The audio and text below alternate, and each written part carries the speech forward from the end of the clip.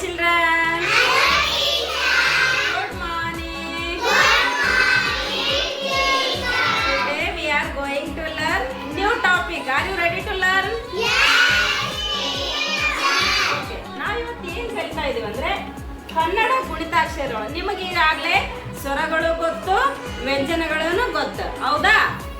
ಈ ಸ್ವರ ಮತ್ತು ವ್ಯಂಜನಗಳಿಗೆ ಕೊಂಬುಗಳ ಏನಂತ ಹೇಳ್ತೀವಿ, ಆ ಕೊಂಬುಗಳಿಗೆ ಏನಂತ ಹೇಳ್ತೀವಿ, ಹೌದಾ? ಆ ಕೊಂಬುಗಳನ್ನ ಹಾಕಿದ್ರೆ ಅದು ಏನಂತ ನಾವು ಉಚ್ಚಾರ ಮಾಡ್ತೀವಿ, ಅದನ್ನ ಕಲಿಯಂದ್ರೆ ಇವತ್ತು ಕರೆಕ್ಟ್. ಇವೆಲ್ಲ ಕೊಂಬುಗಳು, ಈ ಮಿಡಲ್ ಲೈನ್ ಏನೈತಲ್ಲ ಇವೆಲ್ಲ ಕೊಂಬುಗಳು. ಈ ಕೊಂಬುಗಳ ಸಹಾಯದಿಂದ ನಾವು ಏನು ಕಲಿಬೇಕು ಇವಾಗ? ಗುಣಿತಾಕ್ಷರಗಳನ್ನ ಕಲಿಯೋಣ, ಓಕೆನಾ?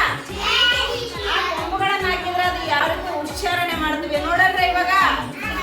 ಓಕೆ, ಈ ಕ ಅಕ್ಷರ ಮೂಲ ರೂಪಕ್ಕೆ ಈ ಕೊಂಬುಗಳನ್ನ ಹಾಕಿದ್ರೆ ನಾವು ಏನಂತ ಹೇಳ್ತೀವಿ ಅದಕ್ಕೆ, ಆ ಅಕ್ಷರಕ್ಕೆ ನೋಡಂದ್ರೆ ಇವತ್ತು. ಓಕೆ, ಕ ತಲಕಟ್ಟು ಕ, ಕ ಗುಡಿಸು ಕಿ, ಕ ಗುಡಿಸಿಂದೀರ್ಘ ಕಿ, ಕ ಕೊಂಬು ಕು, ಕ ಕೊಂಬಿನಿ ಕು, ಕ ಒಟ್ಟ ಸುಳಿ ಕು, ಕ ಎತ್ಮ ಕೆ,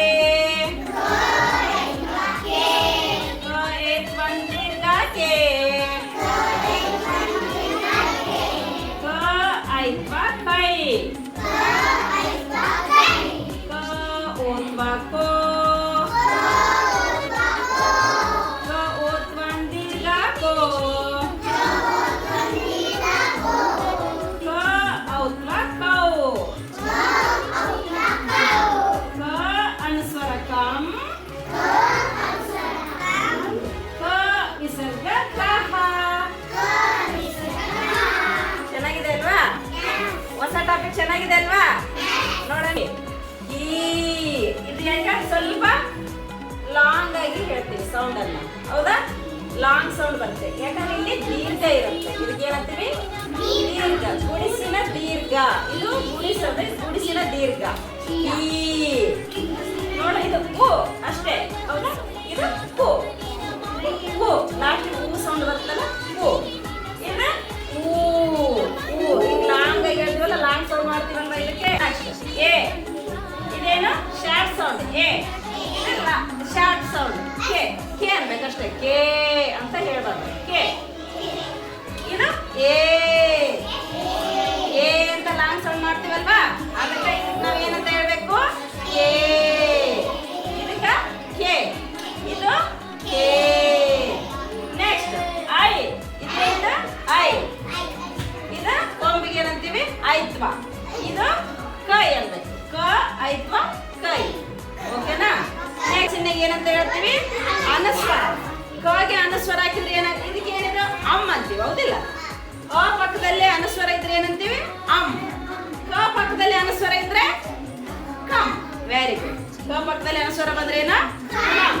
ನೆಕ್ಸ್ಟ್ ಅಹ. ಈ ಎರಡು ಸ್ಮಾಲ್ ಸರ್ಕಲ್ ಹಾಕಿವಲ್ಲ, ಇದಕ್ಕೆ ಏನಂತೀವಿ? ವಿಸರ್ಗ ಅಂತ ಹೇಳ್ತೀವಿ. ಈ ಎರಡು ಚಿಹ್ನೆ ಇದೆ, ಎರಡು ಸ್ಮಾಲ್ ಸರ್ಕಲ್ ಅದಾವಲ್ಲ, ಇದಕ್ಕೆ ಈ ಚಿಹ್ನೆಗೆ ಏನಂತ ಹೇಳ್ತೀವಿ? ವಿಸರ್ಗ. ಅ ವಿಸರ್ಗ ಅಹ ಅಂತ ಹೇಳ್ತೀವಿ, ಹೌದಾ? ಕ ವಿಸರ್ಗ ಕಹ. Very good. ಅರ್ಥ ಆಯ್ತಲ್ವಾ?